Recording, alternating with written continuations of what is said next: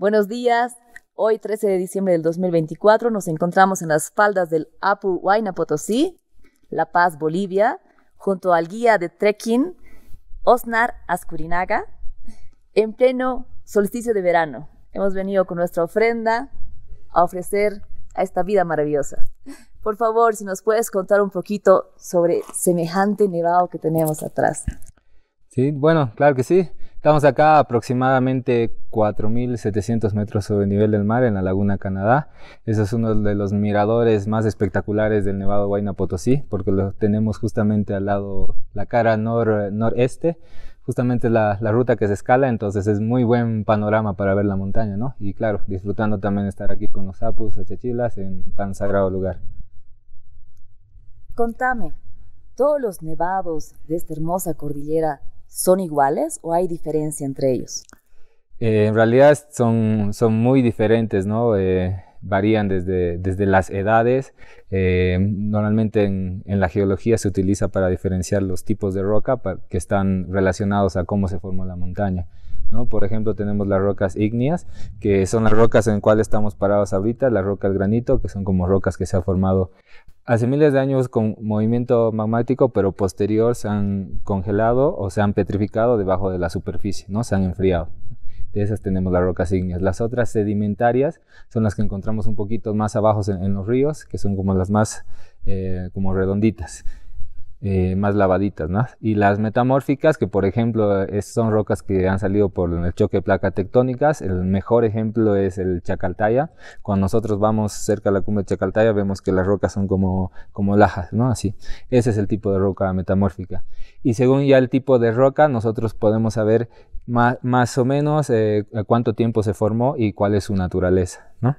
Por ejemplo, el Huayna Potosí, en temas geológicos, el Huayna Potosí le dicen batolito. El batolito quiere decir que es un monolito de granito. La mayor, o bueno, casi el 90% del cuerpo del Huayna Potosí es justamente la roca del granito, que es una roca ígnea, ¿no? O sea, lo que nos estás diciendo es que era como un volcán que iba a salir, pero vino una etapa de mucho frío y se endureció.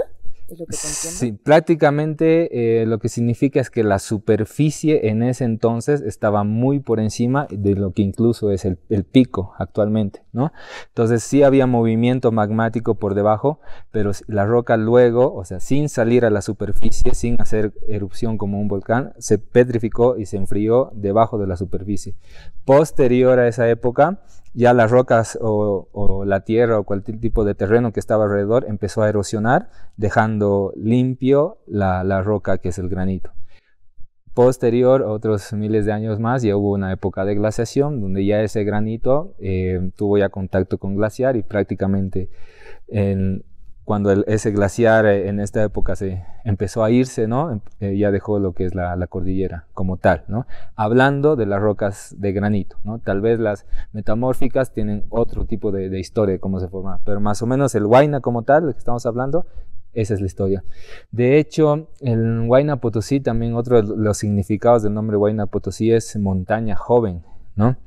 Quiere decir que la cordillera de los Andes como tal, cuando empezó a emerger las primeras placas de la cordillera, aproximadamente es entre, nada es específico en tiempos geológicos, pero entre 180 a 200 millones de años, como las primeras placas tectónicas. Y el Huayna Potosí recién salió en los últimos 20 millones de años.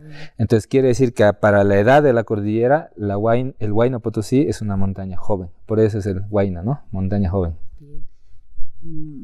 Por lo que sé, en los Andes, en los últimos 5.000 años han habido épocas de calor, épocas de frío, y así hemos ido pasando por diferentes etapas. Yo al venir aquí al Huayna Potosí, siento que está menos el nivel de nieve, ¿puede ser así? Por supuesto, efectivamente en todos los glaciares de los Andes hemos perdido en los últimos años mucha masa glaciar, y justo en estos sectores del Huayna Potosí, en Chacaltaya y en Charquini, tal vez son los glaciares que han tenido más impacto Por un lado el calentamiento global y por otro lado la naturaleza del deshielo de los glaciares. A eso sumado a la cercanía que tenemos a la ciudad y el dióxido de carbono que se está pegando a los glaciares, eso acelera que se derrita, ¿no? Normalmente cuando un glaciar está limpio, el sol proyecta los rayos del sol, pero cuando está limpio, ese blanco de la nieve refleja casi la temperatura. Pero cuando hay humo que viene desde la ciudad, o en este caso los chaqueos que vienen de la Amazonía, todo ese humo, todo ese smog se empieza a pegar en los glaciares, cambiándole el tono de blanco. Entonces ese tono blanco se empieza a poner más amarillo. ¿Qué quiere decir? Que ya en temas de colores, ese amarillo ya no está rebotando la misma cantidad de calor, es más, está absorbiendo calor, ¿no? Y mucho más, en algunos lugares ya vemos incluso el glaciar que está oscuro, casi negro. Entonces eso quiere decir que se está calentando mucho más el glaciar a una velocidad rápida, ¿no? Entonces para nosotros los guías de trekking, los guías de montaña que estamos constantemente viendo estos lugares, estamos viendo en carne propia, cada que venimos a los glaciares siempre hay sorpresas nuevas en ese aspecto, ¿no? ¿Cuál es el pronóstico de los geólogos? Bueno, hay una institución que es el Instituto Nacional de Montaña, lanzó más o menos un promedio de que en los Andes tendríamos como 50 años de glaciar, de duración de glaciar. Sin embargo, la velocidad de hoy en día está acelerándose. Quiere decir que si se sigue acelerando, tal vez cortemos 20 años más y en 30 años probablemente en los Andes no tengamos glaciares. Es los que dicen esos datos, ¿no? Hay muchos otros datos que influyen en eso, pero más o menos estas son las fuentes que un poco me han ido informando. O sea que de aquí a 2 generaciones es probable que la gente no pueda ver nieve en estos picos. Es muy probable que entre 2 a 3 generaciones, pues ya es la generación que va a tener que despedir a los glaciares como tal. De hecho, sin ir muy lejos, si no recuerdo Venezuela, creo que ya perdí más del 80% de los glaciares. Entonces ya esta generación en Venezuela está viviendo eso. Lo mismo en Colombia. Aquí en Bolivia todavía, si bien no ha sido el impacto muy fuerte, ya al menos yo he sido la generación y bueno, tal vez una generación que me antecede, que hemos visto cómo el glaciar Chacaltaya, lo hemos visto con su nieve, con un extenso glaciar y también hemos visto cómo reducía y lo hemos despedido, ¿no? Hasta el último pedacito de glaciar que quedaba de hielo, hasta eso hemos visto. Y bueno, también hemos como realizado algún tipo de ceremonia para despedir a la chachila, ¿no? Al espíritu del glaciar de las montañas. Creo que lo triste es también perder a seres tan importantes como son los apus que guían nuestro camino, ¿no? Sí, exactamente. Creo que las personas que estamos muy relacionadas a la montaña, creo que empezamos a conectar de una manera diferente y justamente es la relación con los apus o los espíritus de las montañas, ¿no? Que más allá de lo físico que vemos de las rocas o glaciares o nieves, que es espectacular, muy dentro hay una conciencia, ¿no? De cada ser y nosotros siempre estamos conversando con esos seres, con esas conciencias que también están dando mensajes, ¿no?